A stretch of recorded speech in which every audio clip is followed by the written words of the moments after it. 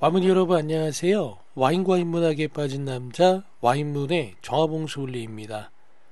오늘은 우리나라를 대표하는 제1위 회사인 삼성그룹을 창업하신 고 이병철 회장님의 호가 호암이고, 그래서 삼성이 운영하는 대표적인 사립미술관 중의 하나인 용인 호암미술관에서 조선시대 최고의 화가로 꼽히는 겸재 정선전이 진행되고 있어 다녀와 소개시켜드리는 컨텐츠로 찾아오게 되었습니다. 먼저 호암미술관은 조금 낯설게 느껴지시겠지만 에버랜드는 우리의 삶 속에서 익숙한 공간입니다. 호암미술관은 바로 에버랜드 옆에 있기 때문에 서울에서는 어디서 출발하냐에 따라 시간 차이가 있겠지만 저는 연희동에 거주하고 있어서 회원들을 위해 오픈한 월요일에 다녀오게 되었는데 1시간 반 정도 걸려서 도착했습니다. 처음 방문해본 호암미술관은 무엇보다 생각보다 규모는 역대 사립미술관 중에는 가장 큰 규모를 자랑하고 있는 것 같습니다. 주차장에 차를 세우고 미술관 본관으로 가는 길에 한국식 정원과 다양한 작품들이 전시되어 있어서 천천히 사색을 하기에도 안성맞춤인 것 같습니다. 호암미술관은 삼성그룹의 창업자인 호암 이병철 선생에 의해 1982년 4월 22일 개관되었습니다. 이후 민족문화의 산교육장이 되고 우리 국민에게 문화 창조의 꿈을 준다는 설립 취지 아래 다양한 전시, 연구, 교육 활동을 펼쳐왔습니다. 전통과 미래가 만나고 한국과 세계가 만나는 호암미술관은 미술을 통하여 미래에 대한 창조적 가치를 발견하고 역사적 통찰력을 키울 수 있는 배움의 장소입니다. 또한 1997년 5월에 개원한 희원에서는 한국 전통 조경의 멋을 함께 느끼실 수 있습니다. 한국 조경의 조형적 근원인 차경의 원리에 따라 조성된 전통 정원 희원은 한 폭의 풍경화를 보는 듯 빼어난 경관을 자랑하고 있습니다. 미술과 자연이 만나는 이곳 호암미술관에서 생활의 여유와 쉼, 그리고 시대를 초월한 한국적인 미와 가치를 체험해 보시면 좋을 것 같습니다. 삼성문화재단과 간송미술문화재단에서는 조선을 대표하는 화가 겸재정선의 회화세계를 보여주는 겸재 정선전을 공동으로 개최했습니다. 겸재정선은 조선시대 회화의 전성기였던 18세기를 대표했던 화가입니다.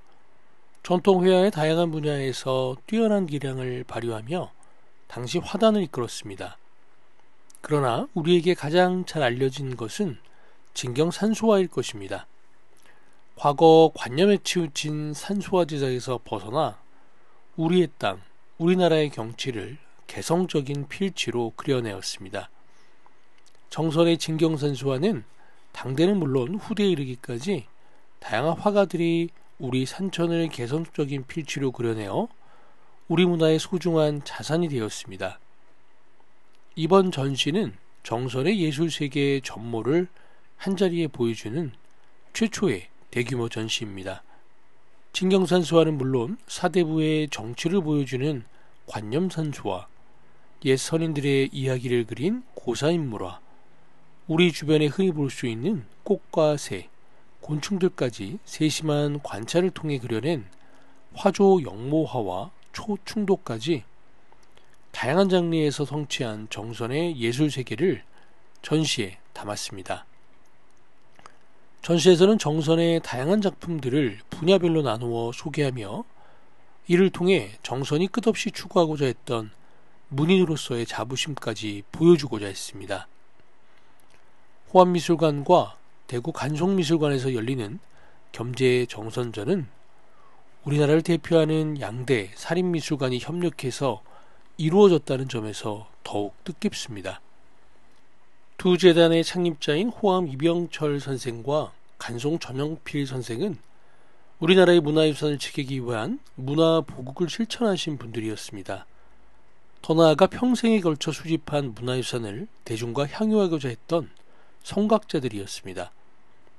공통된 비전에 의해 설립되어 지금껏 이어온 두 기관이 겸재정선이라는 한국 회화사의 거장이라는 주제 안에 협력했다는 것은 이 전시를 더욱 뜻깊게 하고 있습니다.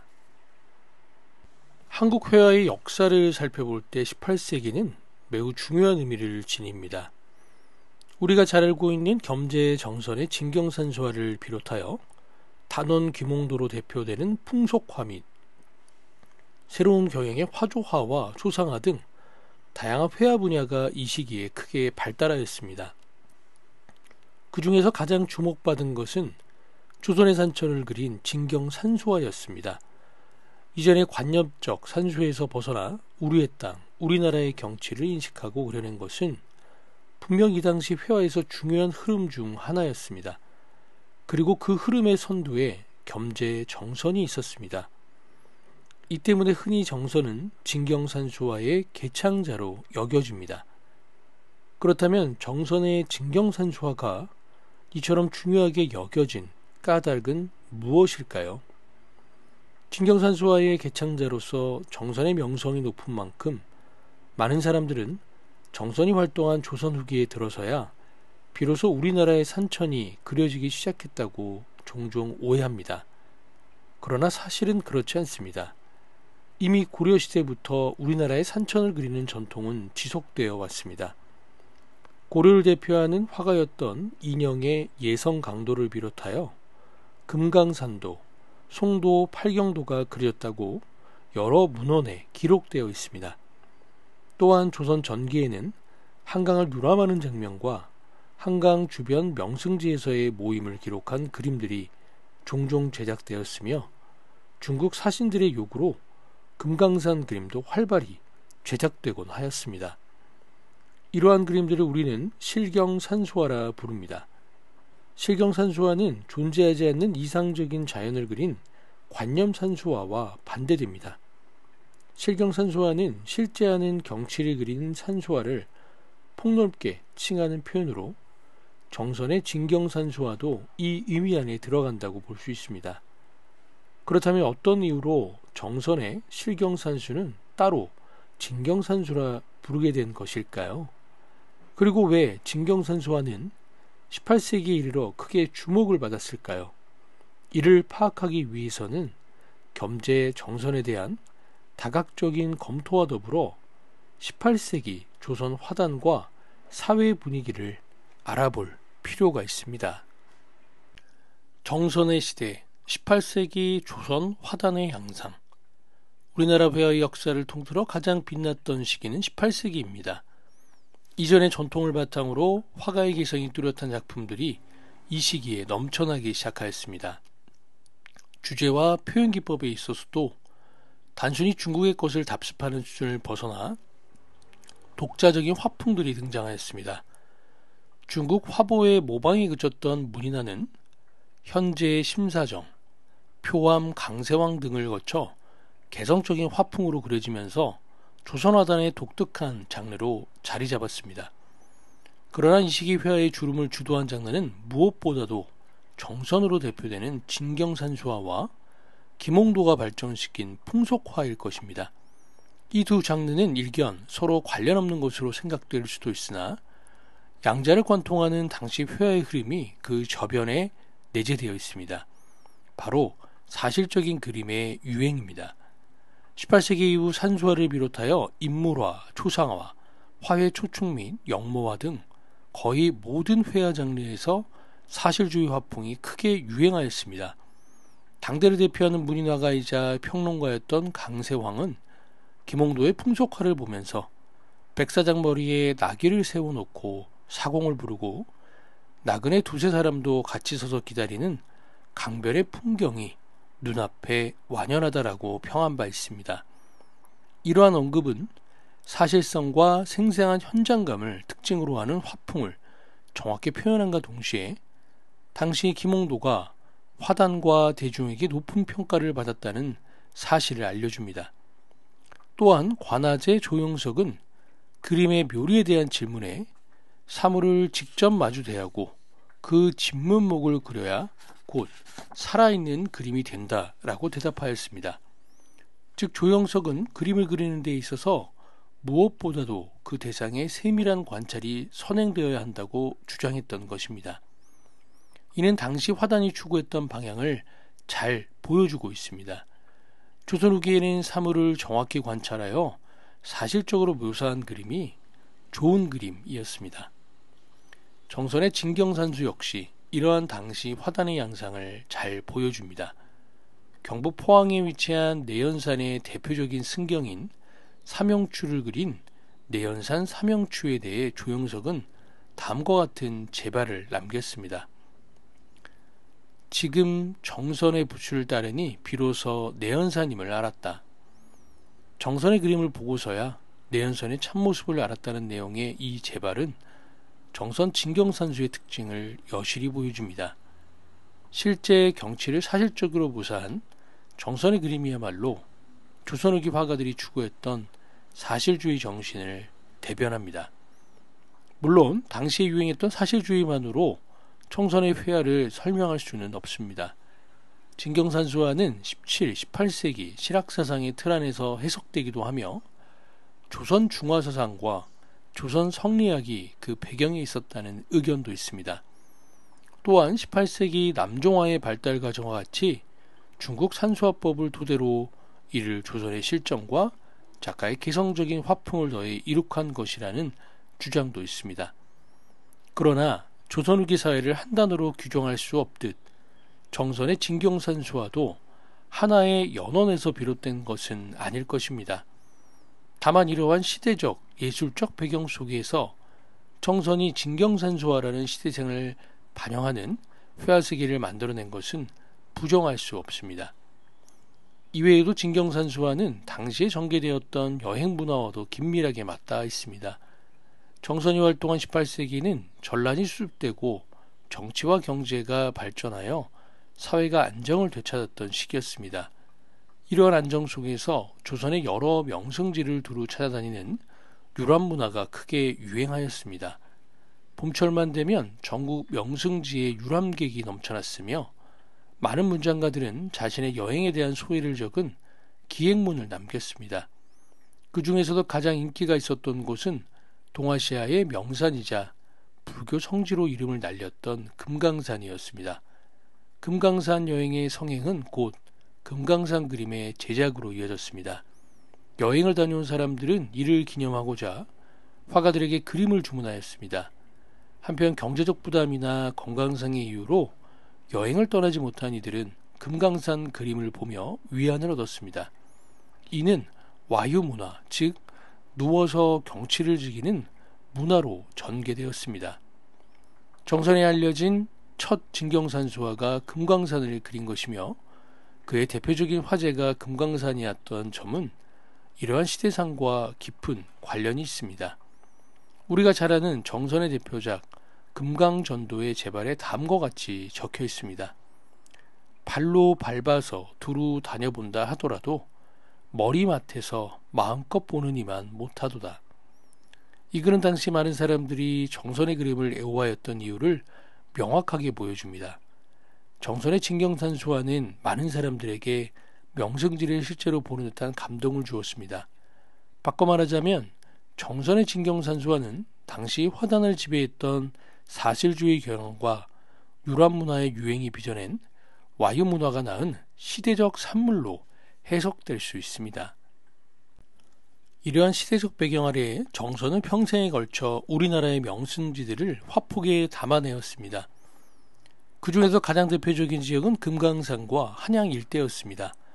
정선이 1세 동안 수차례 금강산과 관동 지역을 여행하였으며 이 지역들을 그린 작품들이 그의 진경산수화에서 가장 큰 비중을 차지합니다.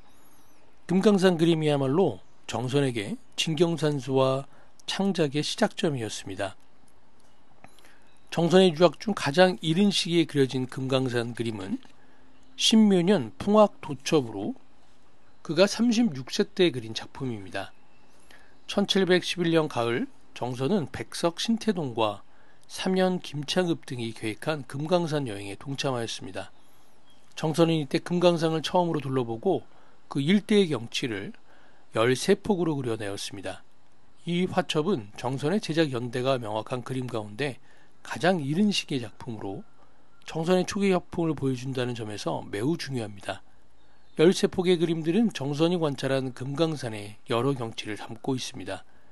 다소 산만해 보일 정도로 화폭에 가득 담긴 승경의 모습에서 처음으로 금강산을 마주한 화가의 고민과 의욕을 엿볼 수 있습니다. 그와 동시에 정선은 경물 하나라도 놓칠세라 빠짐없이 섬세한 필치로 묘사했습니다.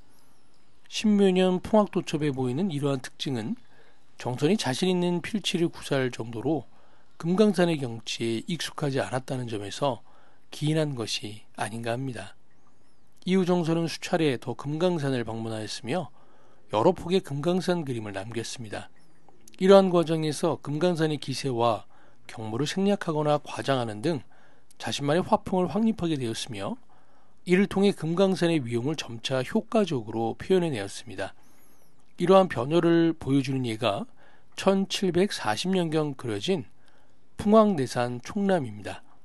이 작품에는 정선이 자주 구사했던 활달한 미점과 힘찬 수직준이 나타나 있습니다.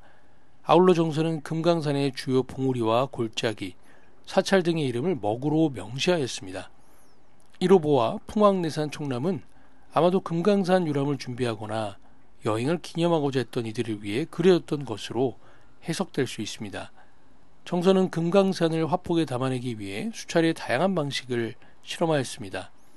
그 결과 금강산 그림의 결정판이라 할 수 있는 국보 금강전도가 탄생하였습니다. 18세기 중엽의 어느 날 금강산의 겨울 모습을 그려낸 이 작품은 현존하는 금강산 그림을 대표함과 동시에 정선 진경산주의 절정을 여실히 보여주고 있습니다.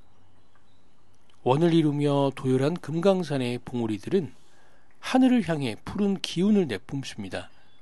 미점으로 표현된 토산의 부드러운 형태와 강렬한 수직준으로 표현된 암산의 극적인 대비는 긴장감과 동시에 음과 양의 조화까지 느껴지게 합니다. 금강전도는 신묘년에 시작된 금강산을 향한 정선의 회화적 여정이 도달한 드높은 예술적, 철학적 경지를 여실히 보여주고 있습니다. 정선은 금강산 외에도 서울이나 다른 지역의 명승지도 많이 그렸습니다. 특히 서울이 많이 그려졌습니다. 이는 정선이 북악산 자락의 유란동에서 태어나 성장했으며 인안고개에 거주했다는 점과 깊은 관련이 있습니다. 당시 북악산과 인왕산 부근에는 권문세가들이 대대로 모여 살았습니다. 수도 한양에 세거했던 이들은 경화 세족이란 지역적, 문화적 정체성을 형성하였습니다. 권력과 재력, 명예와 학문을 모두 갖춘 가문들이 모여 사는 곳 가까이에 거주했던 정선은 이들의 지원을 받으며 화가로 활동했습니다. 그 대표적인 예가 이춘재와 관련된 그림들입니다. 이춘재는 영조대에 활동했던 문인으로 도승지와 판서를 역임한 대표적인 권문세가였습니다. 이춘재의 집은 옥인동 근처로 정선이 살던 집과 가까웠습니다. 이러한 연유로 이춘재는 정선에게 여러 그림들을 요청하였으며 이에 응하여 정선이 제작한 작품들이 현재까지 여러 점 남아 있습니다. 옥동 청강은 이춘재가 여러 중지들과 함께 옥류동 선뜬성이를 오르는 장면을 그린 것이며 서원 소정도와 한양 조망도는 이춘재가 후원의 정자를 수리한 후 이를 기념하기 위해 정선에게 부탁하여 그려진 작품입니다. 서울의 여러 경치 중 정선이 자주 그렸던 다른 주제 중 하나는 청풍계입니다. 청풍계는 본래 한양도성의 서쪽에 위치한 계곡의 이름이었으나 병자호로 한때 강화도를 지키다 순국한 우의정, 김상용의 별장이 위치한 장소를 뜻하게 되었고 당시 세도가였던 안동 김씨에게는 매우 중요한 곳이었습니다.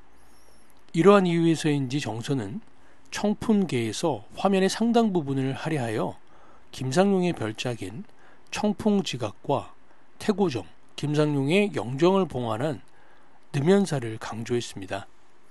정선은 도성 밖의 근교지역을 다룬 그림 역시 많이 제작하였습니다.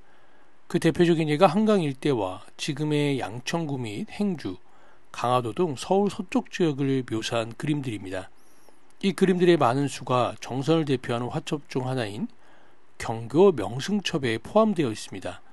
이는 정선이 1740년 65세의 나이로 오늘날 강서구 일대를 주관하는 양천 현령으로 부임한 것과 관련이 깊습니다. 이 화첩은 정선의 예술적 동반자였던 사천 이병영과의 교류가 나온 것입니다. 두 사람이 나눈 시와 그림을 서로 바꿔보자는 약속에서 비롯된 이 화첩은 정선이 그린 한양의 진경산수화 가운데 백미로 꼽힙니다. 이 밖에 정선은 지금의 대구 근처인 하양 현감과 오늘날 포항 지역인 청하 현감으로 복무하며 그 지역의 대표적인 경의 명식을 화폭에 담아냈습니다. 이를 잘 보여주는 작품으로 쌍도정, 내연산 삼형추 등이 꼽힙니다. 정선의 회아들 산수인물 화조 영모화. 정선은 진경산수화의 대가로 잘 알려져 있습니다. 그러나 정선은 진경산수뿐만 아니라 다른 화목에도 정통하였습니다. 특히 정선은 조선 후기의 남종화법의 산수화를 유행시키는 데 큰 역할을 담당하기도 하였습니다.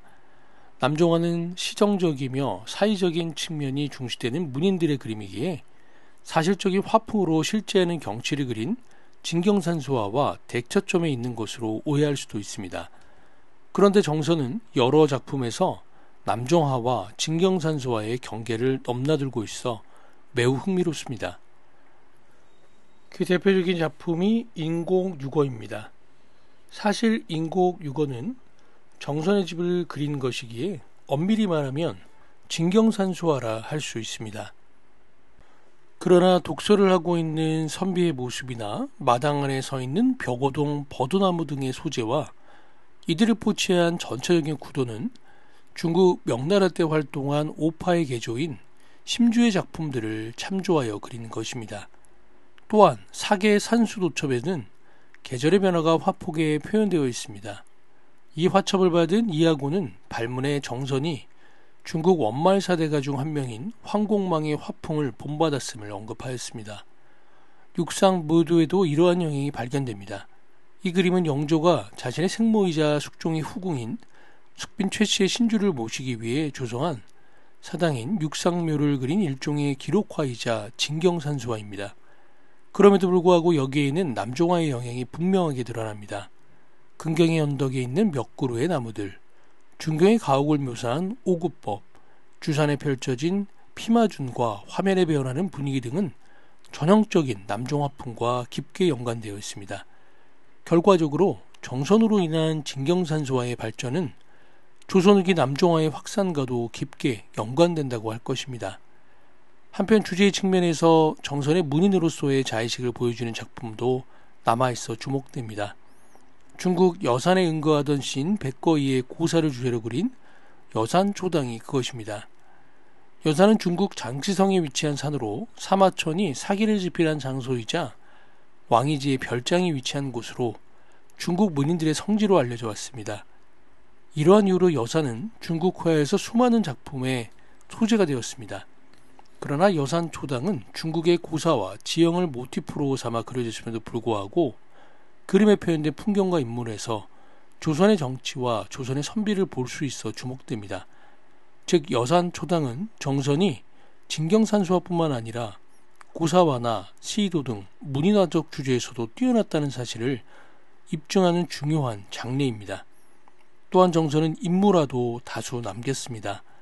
정선의 인물화는 기본적으로 자세한 묘사보다는 남종화에 나타나는 소략한 표현법으로 그려져 있습니다. 주제 역시 당시 유행하던 풍속이나 신선류보다는 중국 옛 성현의 이야기를 도해한 고사화가 중심을 이룹니다. 그 중에서도 많은 작품들이 성리학과 관련된 주제를 다루고 있어 정선이 지닌 문인 화가로서의 성격을 잘 나타냅니다. 이번 기획전에서 새로이 공개된 칠천생시 화첩을 비롯하여 국립중앙박물관 소장의 사공도시 품첩, 성 오틸리엔 수도원 소장의 겸재 정선 화첩 등 다양한 작품에서 이러한 주제가 다루어졌습니다. 이는 주제와 화풍 양 측면에서 정선이 지녔던 문인 화가로서의 태도를 여실히 보여주고 있습니다. 마지막으로 살펴볼 곳이 영모화와 초충도, 화해도 등입니다. 정선은 다람쥐나 쥐, 개구리, 풀벌레에 이르기까지 다양한 소재를 그림으로 그렸습니다. 그리고 이러한 장르의 그림들은 진경산수화나 산수인물화와 다른 화풍으로 그려졌습니다. 그 대표적인 예로 화해 영모첩을 들 수 있습니다. 이 화첩에는 고양이와 닭을 비롯하여 풀벌레 등 다양한 주제의 그림들이 모여 있습니다. 정선은 짙은 채색을 활용하여 화면 전반에 화사하고 생동감 넘치는 분위기를 조성하였습니다. 또한 그림 속 대상들은 모두 털 하나 이르기까지 매우 세밀하게 묘사되어 있어 대상을 관찰하고 재현하는 정선의 작화 태도를 엿볼 수 있습니다. 그럼에도 불구하고 화면 전체에는 정선 특유의 사실적이면서도 문인어풍이 혼합된 개성적인 필치가 잘 드러납니다. 한편 정선은 장수와 기복과 관련된 그림도 제작했습니다. 장수와 복을 비는 그림들은 조선시대에 유행했던 세화 문화와 관련이 있습니다. 세화 문화는 연초에 상대방의 안녕을 기원하며 그 뜻을 담은 그림을 주고받는 오래된 관습 중 하나로 많은 화가들이 장수와 복을 기원하는 작품들을 제작하였습니다. 정선 역시 이러한 문화적 배경 아래에서 적지 않은 그림을 그렸던 것으로 보입니다. 그 대표적인 예가 노백도입니다.